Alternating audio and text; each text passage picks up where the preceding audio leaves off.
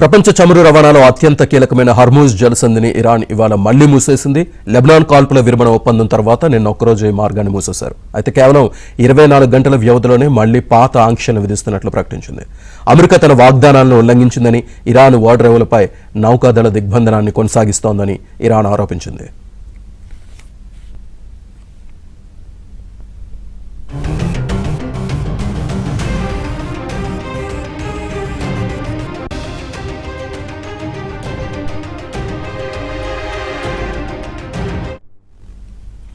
Lebanon ఒప్పందం నేపథ్యంలో Hormuz జలసంధిని Iran తెరిచినప్పటికీ America అధ్యక్షుడు డొనాల్డ్ ట్రంప్ కీలక వ్యాఖ్యలు చేశారు.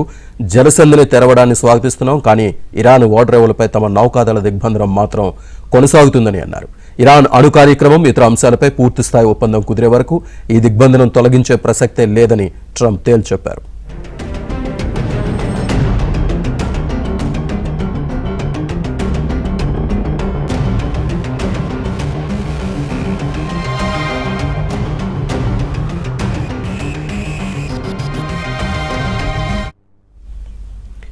దీనిని సముద్రపు దొంగతనంగా అభివర్ణించిన ఇరాన్ తమ ఓడరేవులపై ఆంక్షలు తొలగించే వరకు జలసంధిలో కఠినమైన నియంత్రణ ఉంటుందని ప్రకటించింది. మరోవైపు సోమవారం పాకిస్తాన్ రాజధాని ఇస్లామాబాద్లో అమెరికా, ఇరాన్ ప్రతినిధుల మధ్య రెండో విడత చర్చలు జరగనున్నాయి.